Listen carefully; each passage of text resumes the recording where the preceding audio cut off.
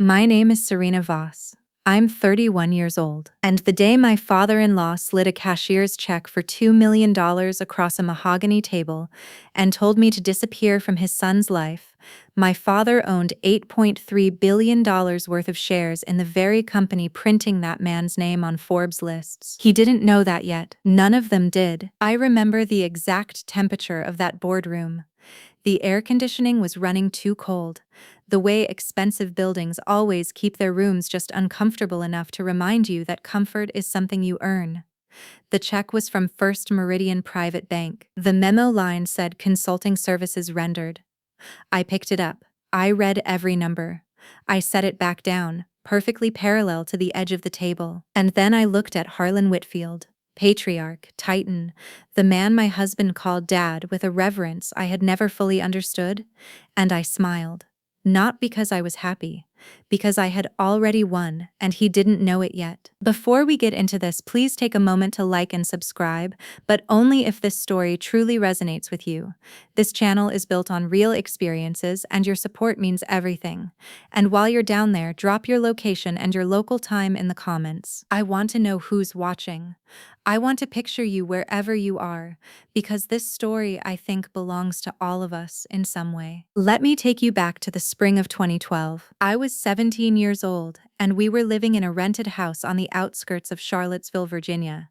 A gray two-story with a loose porch railing and a maple tree in the backyard that dropped helicopters every April like it was apologizing for everything. My mother, Diane, worked mornings at a dental office on Route 29 and afternoons at a dry cleaner 2 blocks away. She had soft hands that always smelled faintly of chemicals and hand lotion, and she never once complained about either job in front of me, though sometimes at night I could hear her crying behind her closed bedroom door, with the television turned up just loud enough to pretend otherwise. My father, Raymond Voss, was not in that house.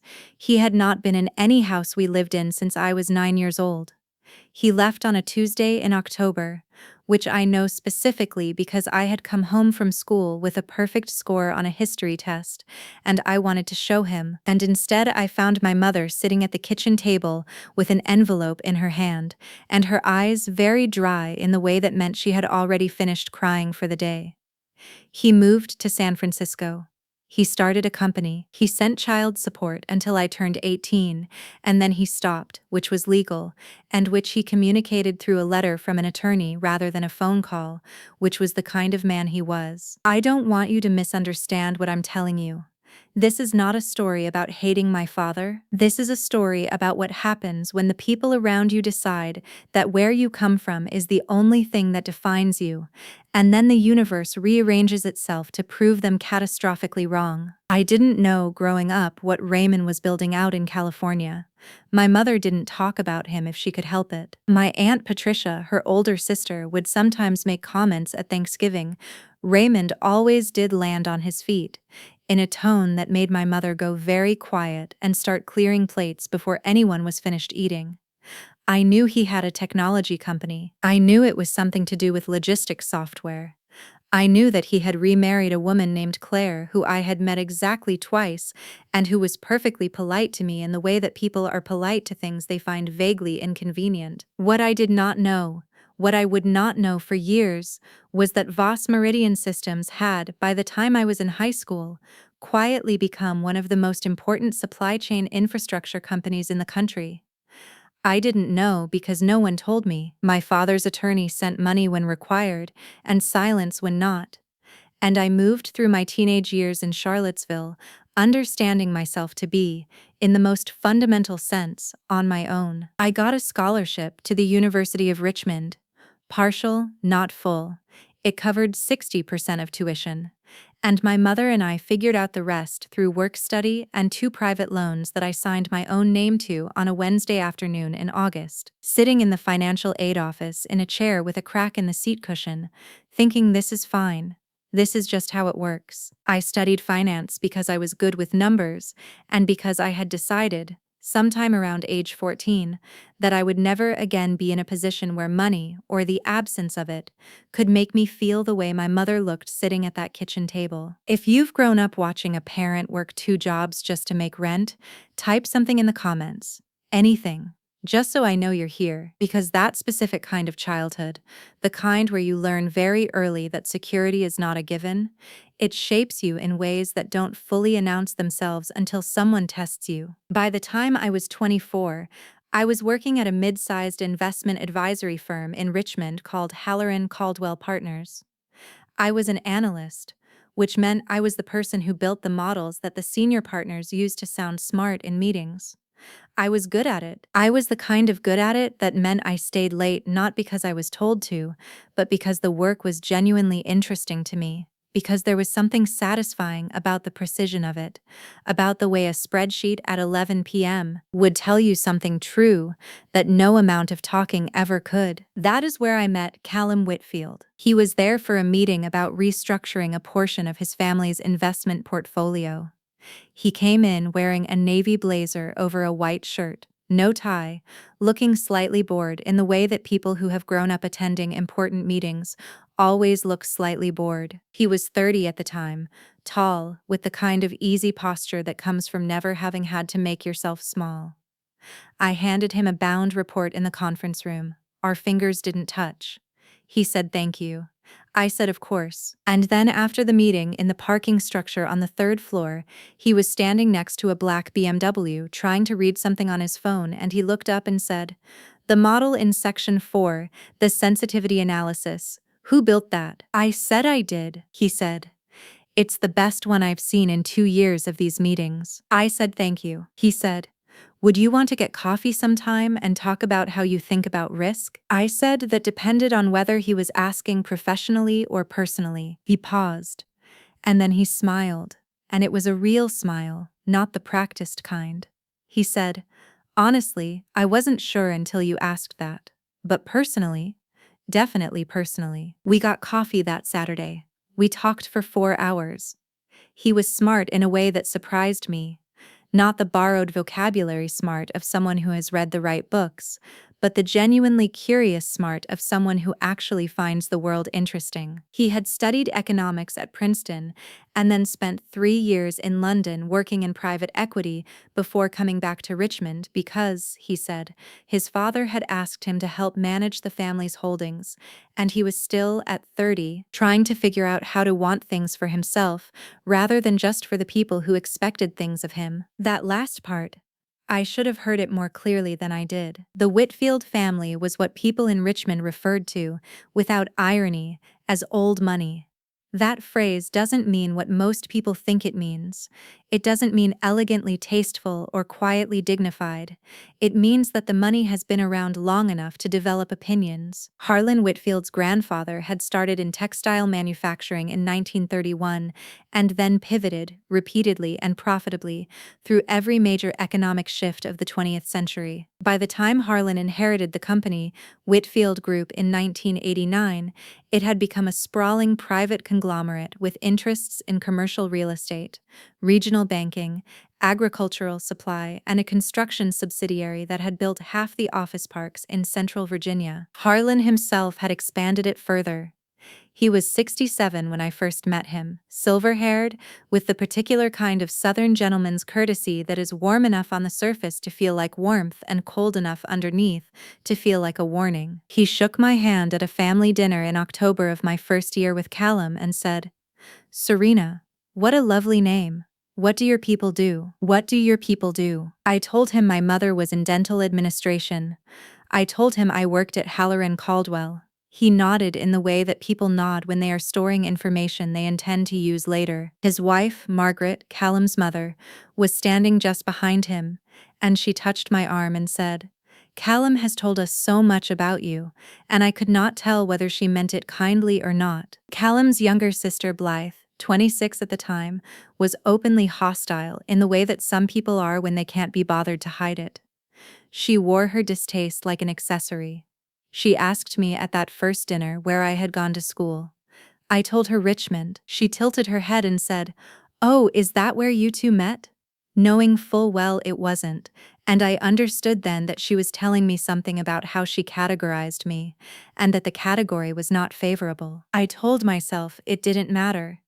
I told myself that what Callum and I had was real, and that families were complicated, and that people came around. I told myself a lot of things in those early years that I would eventually have to stop telling myself. Callum and I dated for 2 years before he proposed. The proposal was at a restaurant in Charlottesville, a small Italian place called Locanda Verde, on a Sunday evening in March. And he got down on one knee next to our corner table with a ring that had belonged to his grandmother, his mother's mother, not a Whitfield ring, which I found out later had been a deliberate choice. And he said, "I want to build something with you. I want to figure out what I actually want, and I want to do it with you. Will you marry me?" I said yes, I meant it entirely. My mother cried when I called her. Good tears, I want to be clear about that. The kind that come when something you have been quietly hoping for finally arrives. What happened next, in the months between the engagement and the wedding, is where I need you to slow down with me, because the details matter. The details are where the story lives. The Whitfields hosted an engagement party at their estate in Keswick, 12 acres, a main house that had been built in 1887 and renovated twice since, a catering staff that was hired for the occasion and wore matching black aprons. There were 112 guests. I know that number because I helped Callum's mother with the seating chart, and I counted the place cards. My guest list was 11 people. My mother, my Aunt Patricia, 3 friends from college, 2 colleagues from work, and 4 people who had known my mother and me in the years before my mother had any real reason to celebrate anything. 11 out of 112. Harlan gave a speech. It was gracious and warm, and made references to Callum's childhood that made the room laugh in the right places. And then he said, "And we are so pleased to welcome Serena into our family." And there was a pause before "our family," just a half beat, barely perceptible, that I felt in the base of my sternum.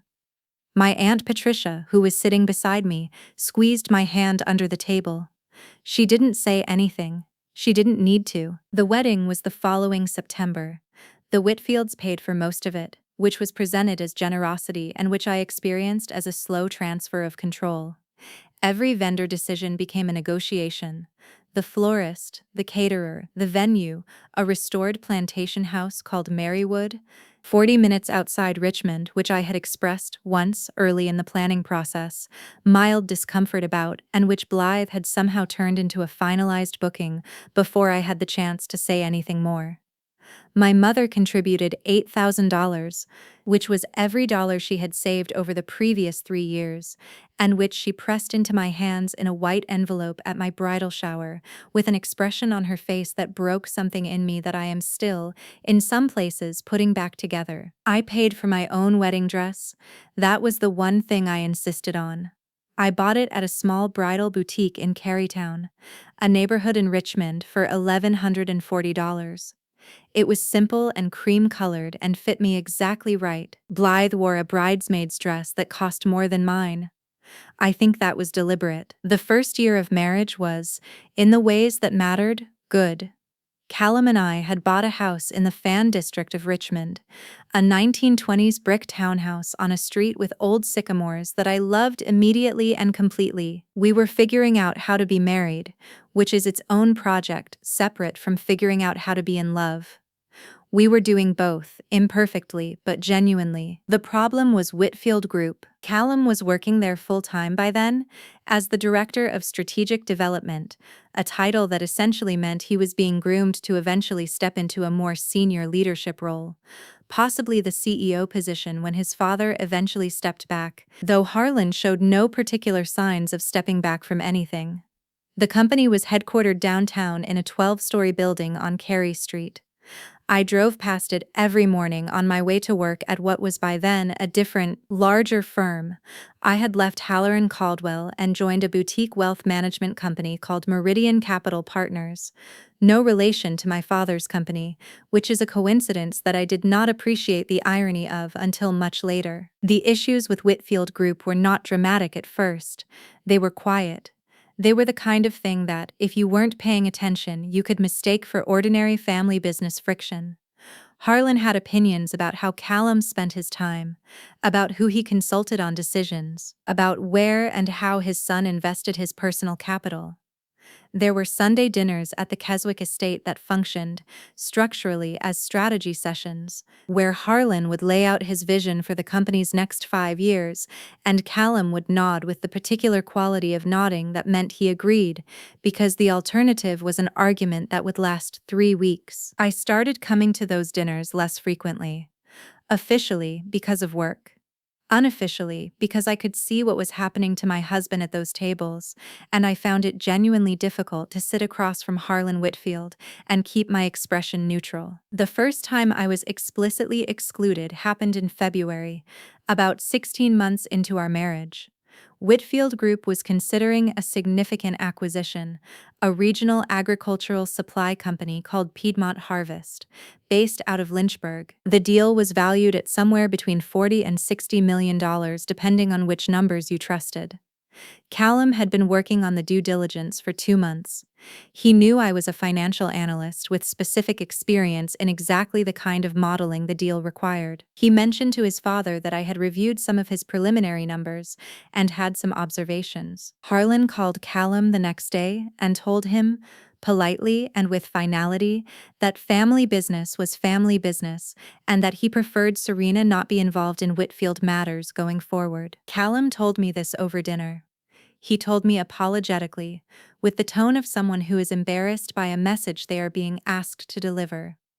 I asked if he had pushed back. He said he had, gently. I asked what that had looked like. He was quiet for a moment. Then he said he'd feel more comfortable keeping it internal. I said, I see. I didn't yell. I didn't cry. I got up and did the dishes, very thoroughly. For a very long time. Drop a comment if you've ever been made to feel like you didn't belong in a room you had earned your way into. I want to know. I read every single one. Things escalated, as things do, in increments that are only obvious in retrospect. By the time I was 2.5 years into my marriage, the pattern had become clear. I was tolerated at Whitfield social events, consulted on nothing, included in family photographs when Margaret requested it, and visibly unnecessary to Harlan and Blythe at all other times. My mother was never invited to the estate.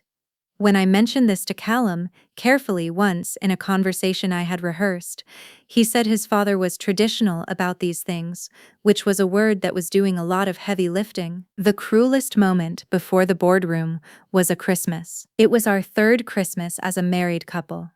The extended family gathered at Keswick, about 30 people, including Harlan's brother Gerald and his wife, various cousins, and a family friend named Aldous Crane, who had known Harlan for 40 years and who was brought in, I came to understand, for the specific purpose of eventually becoming Blythe's husband, a project that was ongoing and whose likelihood I privately estimated at about 40%. There were gifts. The family did gifts in the way that families with significant wealth do gifts, not extravagantly but meaningfully, with the kind of careful curation that signals that the giver has been paying attention to you. I received, from Harlan and Margaret, a Williams-Sonoma gift basket, wrapped in brown paper with a red bow. It retailed for approximately $90. I know because I looked it up that night in my car in the Keswick driveway before I was ready to go back inside. My mother had sent a gift to each of the Whitfields. She had sent Harlan a leather-bound journal she had ordered from an artisan shop in Charlottesville because she had heard, secondhand through Callum, that he kept a daily journal. She had sent Margaret a hand-painted ceramic bowl from a local artist she admired. These were not expensive gifts. They were thoughtful gifts. The kind of gifts you give when you are trying to say, I am paying attention to your family because my daughter loves your son. Margaret sent her a thank you note. Harlan did not. I told myself it didn't matter. I was very good at telling myself things didn't matter. I had been practicing since I was 9 years old, sitting at a kitchen table in Charlottesville, watching my mother hold an envelope from a lawyer, and trying to figure out how to make her face not look like that. The conversation that changed everything happened on a Thursday in April. I was at work when Callum texted me, Dad wants to have dinner. Just us and him. Tomorrow Keswick. Says it's important. I want you to come. I should note that just us and him meant, as it turned out, Harlan, his attorney, a man named Douglas Pruitt, who I recognized from various Whitfield Group functions, and Blythe, who was apparently there in her capacity as something Harlan called a family witness, which was not a phrase I had ever heard used at a family dinner before, and which should have told me more than it did about the nature of the evening. We sat in the formal dining room, not the kitchen where the family usually ate when it was informal. The table was set precisely, with the kind of care that suggests the setting itself is a message. Harlan was at the head. Douglas Pruitt was to his right. Blythe was across from Callum. I was next to Callum, and for the first 10 minutes of the dinner, a Caesar salad I could not taste, and a glass of wine I did not touch, we talked about nothing. The company.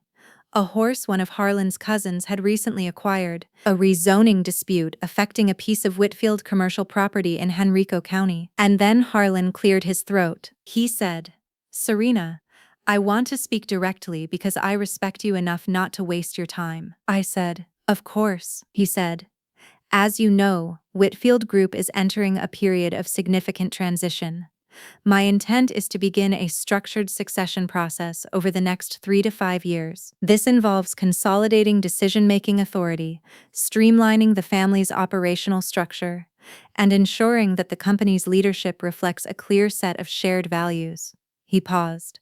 He picked up his wine glass and set it down without drinking from it. "Callum has a role in that future, a central role, and I want to ensure that role is protected." I said, "I want that too." He said, "I know you believe that." There was something in that phrasing, "I know you believe that," that I felt like a door closing. He looked at Douglas, who leaned forward and placed a folder on the table. He pushed it toward me. I did not open it immediately. I looked at Harlan. He said, "Inside is a proposal, a financial arrangement. It would involve a payment to you in exchange for a formal separation from Callum's life. We've structured it carefully. The terms are generous. $2 million, transferred immediately upon signing, with an additional $500,000 over 3 years as a..." He searched for the word, "transition supplement." 5 seconds of silence. I remember thinking, the air conditioning is too cold in here. I looked at Callum. Callum was looking at the table. His jaw was working. His hands were flat on the white tablecloth.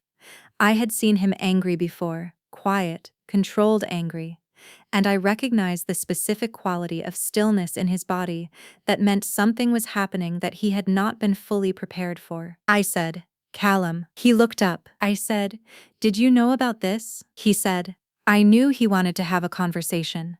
I didn't know about the folder." Blythe said, "Callum, this is for the good of the..." He said very quietly, "Blythe, stop." She stopped. I looked at Harlan. I looked at the folder.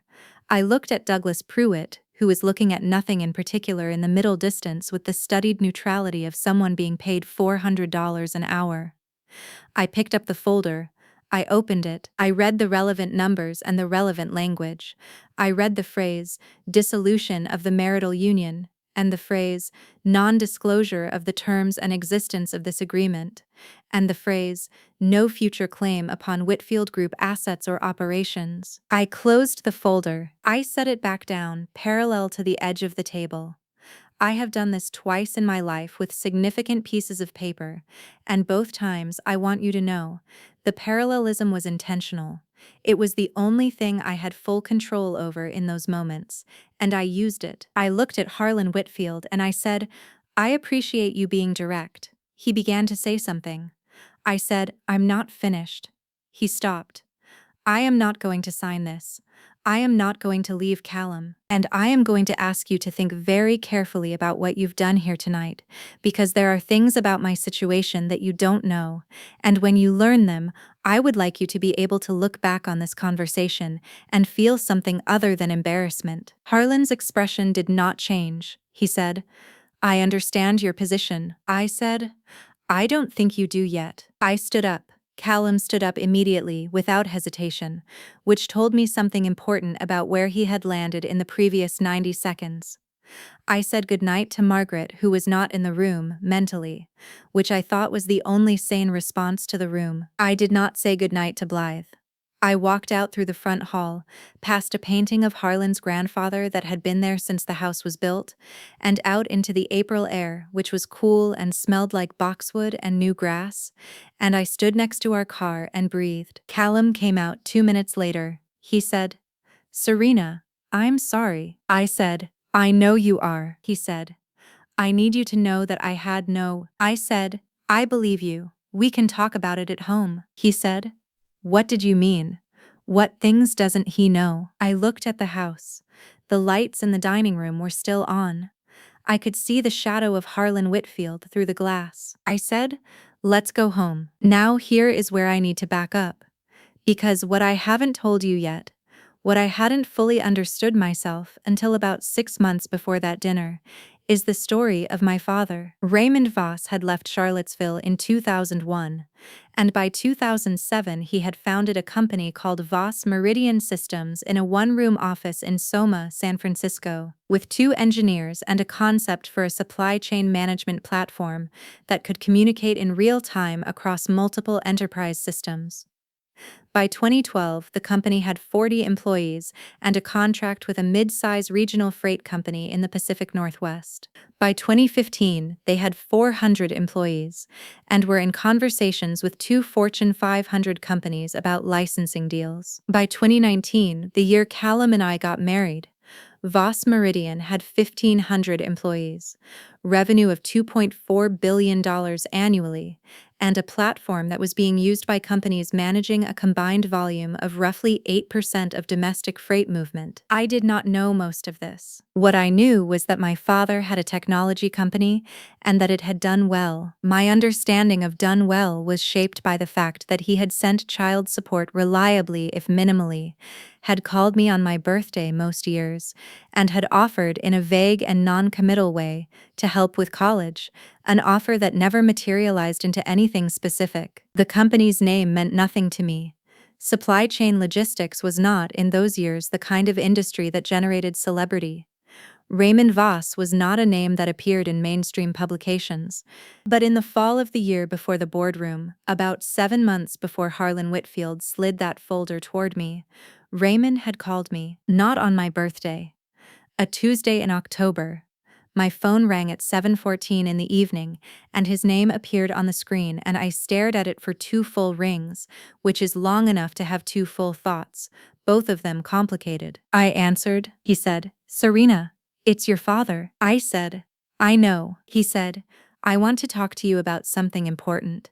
Is this a good time?" I was standing in the kitchen of our house on Floyd Avenue, cutting a bell pepper, and I set down the knife and moved to the living room and sat on the couch in the dark. I said, "What is it?" He said, "I've been thinking about this for a long time. I know I don't have the right to ask you for anything. I know I—" He stopped. He started again. "The company is preparing to go public. IPO is planned for Q2 next year. When that happens, my stake will be worth— the current valuation puts it at approximately $8.3 billion. My attorneys have advised me to— there are estate planning considerations." Another pause. "I want to include you as a beneficiary. As Serena, I want to try to do something right. It's probably too late to do it right, I know that, but I want to try." I did not say anything for a long time. He said, "I know this is a lot." I said, "How long have you been planning the IPO?" He said, "About 18 months." I said, "And how long have you been thinking about calling me?" He said, "Longer than that." I said, "I need some time." He said, "Of course. Take whatever you need, all of it." I sat in the dark for a while after I hung up. Here is what I want to tell you about that phone call. I did not feel triumphant. I did not feel vindicated. I felt, primarily, tired. The kind of tired that comes not from exertion but from carrying something heavy for so long that you've forgotten it has weight, and someone has just reminded you. I felt the 9-year-old version of myself sitting next to the maple tree in the backyard in Charlottesville, reading a library book about horses, because horses seemed straightforward in a way that the adults in my life did not. I felt my mother's hands, chemical and lotion, pressing $8,000 in a white envelope. I called my mother. She already knew. Raymond had called her first, apparently, to ask if she thought it was appropriate for him to reach out to me. This is the kind of thing my father does. Gestures toward consideration without having any instinctive sense of its operation. My mother had told him that was something he needed to figure out for himself. Then she had sat in her apartment in Charlottesville, which she had moved into 2 years earlier when her knee started giving her trouble, and the stairs in the old house became a problem, and she had not called me immediately because she wanted me to have the conversation with him first and form my own thoughts. I said, "Mom, do you know what this means?" She said, "I have a general idea." I said, "Why didn't you ever tell me what he was building?" She was quiet for a moment. She said, "Because it wasn't mine to tell. What he built has nothing to do with what he gave you.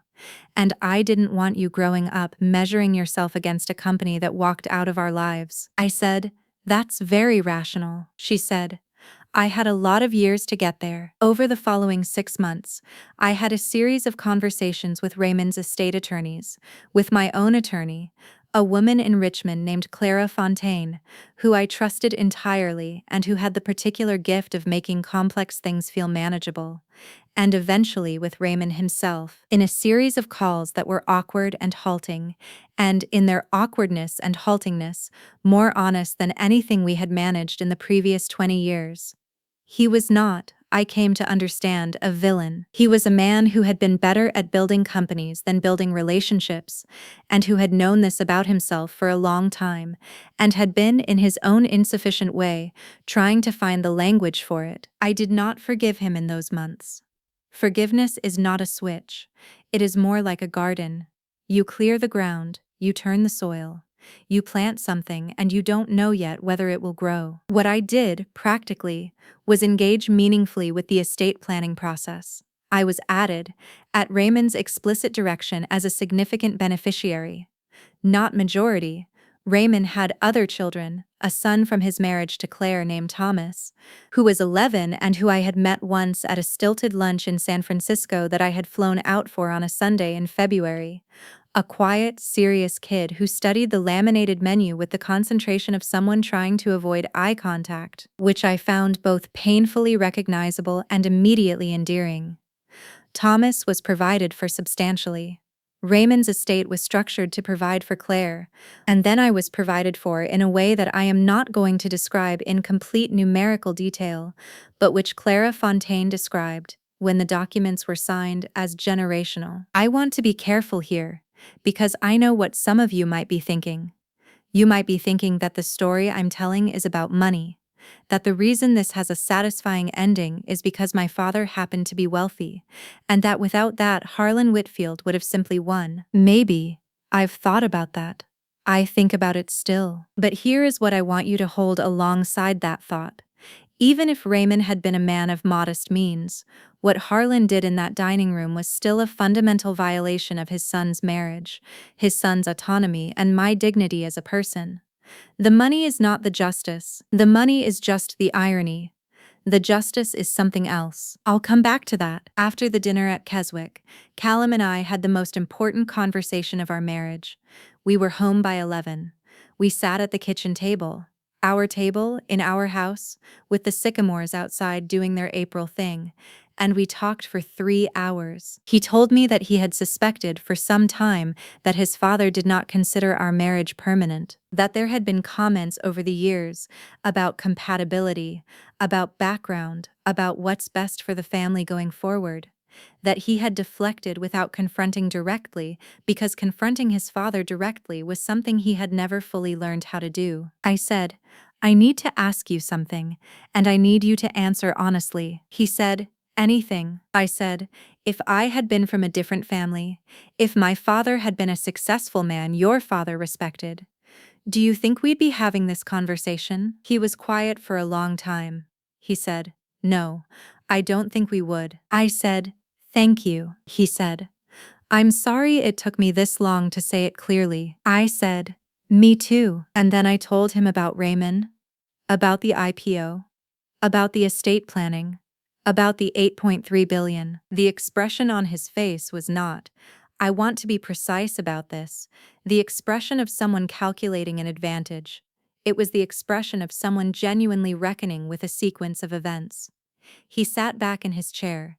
He looked at the ceiling. He said, very quietly, "Oh my God." I said, "Yeah." He said, "He doesn't know." I said, "He doesn't know." He looked at me. He said, "What do you want to do?" I said, "I want to finish my wine, and then I want to sleep.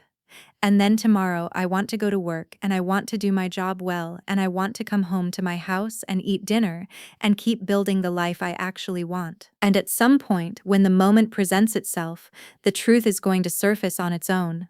And I want to be standing somewhere solid when it does." He said. "And then?" I said. "And then we'll see what kind of man your father actually is." Type I stayed in the comments if you've ever chosen to stand your ground in a situation where leaving would have been easier. Because staying is its own kind of courage, and I want to acknowledge it. Voss Meridian Systems went public in the second week of June, NASDAQ.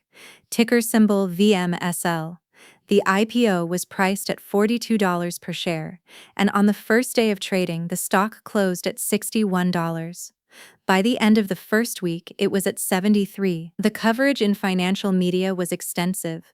The Wall Street Journal ran a piece on the supply chain technology sector that mentioned Raymond by name, with a photo. The Richmond Times-Dispatch ran a smaller piece, locally oriented, noting that Voss had grown up in Central Virginia. That article was the one that reached Harlan. I know this because Callum called me at 2:17 on a Wednesday afternoon, 3 weeks after the IPO, while I was in a meeting reviewing a client portfolio, and his voice had a texture I hadn't heard before. He said, "My father just called me, he wants to meet. He sounds, Serena, he sounds different." I said, "Where?" He said, "He asked if we would come to Keswick." I said, "Tell him we'll meet him at the office. Whitfield Group, downtown. Friday, 10 a.m. There was a pause. Callum said, "Really?" I said, "His house, his ground rules. The office is neutral. And I want Douglas Pruitt present. And I want it on record." Callum relayed this. Harlan agreed, apparently without hesitation, which itself told me something about the recalibration that had taken place. Friday came. I wore a charcoal blazer over a white shirt, practical, not performative. I carried the folder that Douglas Pruitt had given me 8 weeks earlier, the one with the cashier's check proposal. Because I had kept it, because some part of me had understood it would be useful. We went up to the 12th floor conference room at 10 o'clock exactly. Harlan was already there. Douglas Pruitt was there. Blythe was not there, which was either a statement or a concession. I wasn't sure which. Margaret was not there. It was Harlan, his attorney, and his assistant, and the room had the same quality of aggressive temperature as before. And I stood at the window for a moment before I sat down, because I wanted to look at the city. Richmond in June is green and warm and real, and I wanted to take 1 second to be in it. I sat down. Harlan said, "Serena, thank you for coming." I said, "Of course." He said, "I've learned some things recently that have given me cause to." He stopped. He was not a man who found the language of reconsidering himself easy. I could see that. It did not give me pleasure, exactly, but I felt it with the fullness it deserved. "I've learned about your father, his company. I should have. There are things I should have known before making certain assumptions." I said, "I'd like to understand what you mean by that." He said, "The proposal. From April. It was a mistake in judgment." I opened my folder. I took out the cashier's check proposal. I placed it on the table between us. I said, "I want to be very precise about what happened in April, because I think precision serves everyone here. You presented me with a legal document that attempted to purchase my departure from your son's life for $2.5 million. The memo line on the check said consulting services rendered, which is a legal fiction designed to obscure what the transaction actually was." I paused. What happened in April was not a mistake in judgment. It was a decision. And decisions have contexts. The question I want to understand is whether the context of that decision was primarily financial or primarily personal. Because the answer tells me who you actually are. Harlan was quiet for a long moment. Douglas Pruitt was looking at the table with the same studied nowhere expression. Harlan said, "I believed. I had concerns about Callum's future that were informed by what I understood your circumstances to be. I said, my circumstances. He said, your background, your family's financial position. I was concerned about the pressures that might create on Callum and on the business in the future. I said, so it was financial. He said, partly. I said, and the other part? He looked at me directly for the first time in the conversation. He said, I didn't think you were the right fit for this family. I'm telling you that plainly because you asked for precision. 5 seconds of silence. I said, thank you, that's honest. He said, I was wrong. I said, about which part? He said, both. I leaned back in my chair. I looked at the check proposal on the table between us. I thought about my mother's hands. I thought about the maple tree dropping helicopters. I thought about Callum at 24 in a parking structure saying, I wasn't sure until you asked that. I thought about the sycamores on Floyd Avenue and the conversation at the kitchen table, and 3 hours of the most real talking I had ever done with another person. I said, I'm not here to extract an apology or to renegotiate my position in your family. I don't need either of those things. What I need is to say this clearly and have it understood. I am Callum's wife. I am not a liability to be managed or a variable to be eliminated. I am a person who has built something real, and so has he, and what we have built together is not subject to a purchase agreement, not for 2 million, and not for any number. I picked up the folder. I said, going forward, I'm asking for 2 things. The first is that my mother is welcomed at family events with the same warmth you would extend to any member of this family. She has never been anything but gracious to you. The second is that when matters relevant to Callum's work arise where my professional judgment might be useful, I am included in those conversations, not excluded from them. I'm not asking to run your company. I'm asking to be treated as an equal to the people in these rooms. I paused. I said, if those 2 things happen consistently, I'm willing to build from here. If they don't, Callum and I will make our own decisions about how we structure our lives, and I want you to know that those decisions will be made from a position of complete security. Neither of us is beholden. Harlan was looking at the tabletop. After a moment, he nodded.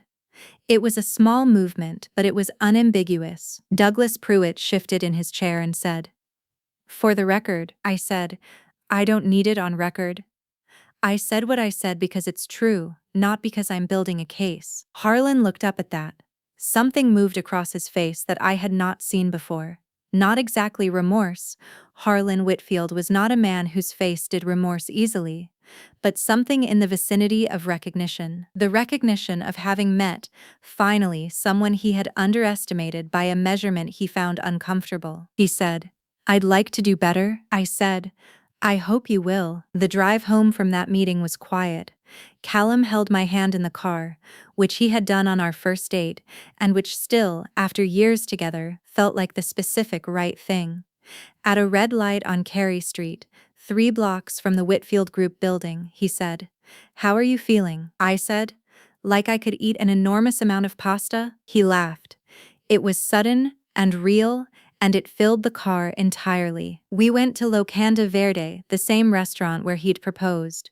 It was a Tuesday and not particularly busy, and we got the corner table, the same one, or close enough. We ordered the spaghetti carbonara and a bottle of Barolo that was more expensive than any bottle of wine I had ever ordered in my life, and which I felt entirely justified in ordering. We ate for a long time without talking very much, which is the best way to eat when you have just done something difficult, and it went the way it was supposed to go. I called my mother from the parking lot after. I said, Mom, I need you to save the 3rd weekend of August. Harlan Whitfield is hosting his annual summer dinner and you're going to be there. She was quiet. Then she said, do I need a new dress? I said, you've always had better taste than any of them. Wear whatever you want. She laughed. And then she was crying, just a little, and I was crying just a little, and neither of us said anything about it because we didn't need to. The summer dinner happened. My mother came. She wore a sage green dress she had bought at a boutique in Charlottesville, and she was gracious and warm and a little nervous in the beginning, and then she had a 40-minute conversation with Margaret about a garden show they had both apparently watched. And by the end of the evening they were exchanging phone numbers. Harlan came to find me near the end of the night, when the party had thinned out and people were drifting toward the driveway. He handed me a glass of iced tea. I had been drinking water all evening, and he said, "Your mother is a remarkable woman." I said, "She always has been." He said, "I can see where you get certain things." I let that sit. Then I said, "She worked 2 jobs for most of my childhood. She raised me alone, and she did it without ever making me feel like a burden. Everything good I am, I got from watching her." He said, "I know that now." It was not a complete accounting.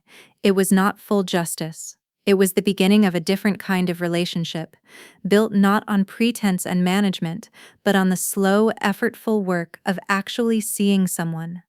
I don't know if Harlan Whitfield is capable of fully arriving at that, but I know he is closer than he was, and I know that is in part because I showed him what it looks like when you refuse to be managed. Blith is harder. I won't pretend otherwise. We are not friends. We are, at this point, civil in the way that people who share a family by proximity rather than by choice can be civil when they are both trying, or when one of them is trying and the other has decided that trying is the least she owes the situation. I don't need her to like me. I no longer need anything from the Whitfields that I don't also choose to accept from them. As for Raymond, my father, we are in contact now. Regularly, not constantly. He calls on my birthday, and I call on his. We had dinner in San Francisco last November, just the 2 of us, at a small Japanese restaurant in the Richmond district, where we both ordered the same thing without meaning to, which he found funny and which I found oddly moving. He met Callum at a lunch in April, and they talked about supply chain software and real estate market cycles for 2 hours, which is not the conversation I would have written for them, but which was, in its way, entirely right. He is not the father I needed when I was 9. He is the one I have now, which is a different kind of thing. Smaller, more carefully held, better suited to what 2 adults who share a history of absence can honestly offer each other. Thomas, his son, my half-brother, sent me a text message last month. Just a picture of a horse, with no context. I sent back a picture of the sycamore tree on Floyd Avenue. He sent a thumbs up. I saved the exchange in its own folder on my phone, which is something I do with things I want to keep. Drop a heart in the comments if this story has made you think about someone in your own life that you've been holding at a careful distance. Sometimes the distance is the right choice, and sometimes it's just the choice you made when you were protecting yourself, and now you're old enough to see whether you still need to. Here is where I am now. I am 31 years old. I live on Floyd Avenue in Richmond, Virginia, in a brick townhouse with sycamores out front that are doing their June thing, dropping seeds all over the sidewalk in a way I find entirely charming. My husband is sitting in the next room right now. He doesn't know I'm recording this, working on something on his laptop with the focused expression he gets when he's actually interested in a problem. We ate dinner an hour ago. We made it together. Nothing memorable, just pasta and a salad. But we made it together and we talked the whole time, and that is, I've come to understand, the thing. I am still at Meridian Capital Partners. I was made a senior partner 8 months ago, the youngest in the firm's history. My title is now Head of Portfolio Strategy. I have a team of 6 analysts who build models that I review, and sometimes I look at what they've built at 11 o'clock at night, and I think about a parking structure in Richmond and a man who asked me how I thought about risk. The Whitfield situation has continued to evolve. Callum is, as of this spring, the president of Whitfield Group's strategic division, a newly created position with real authority and a real mandate which he negotiated himself after a conversation with his father that he described to me as the hardest thing I've done professionally, and also the most important. I was not in that conversation. I didn't need to be. He knew what he was doing. He's known for a while. What I want to tell you in these last few minutes is something I've been thinking about for 2 years now, since the April dinner, since the boardroom, since the summer in the parking lot where I stood next to our car and breathed the boxwood air and understood that the next thing I said was going to matter. People will try to define you by what you lack, by what your parents didn't give you, or what your family doesn't look like, or what you don't own, or where you didn't go to school. They do this not because it's true, but because it's efficient. Because sorting people is faster than knowing them. Harlan Whitfield looked at me and saw an exposure, a liability, something he couldn't fully account for or control. He didn't see that I had spent 20 years making myself exact and precise and very, very hard to move. He didn't see that I had inherited, from a woman who worked 2 jobs and never complained, an absolute refusal to accept a room that told me I didn't belong. This isn't about revenge.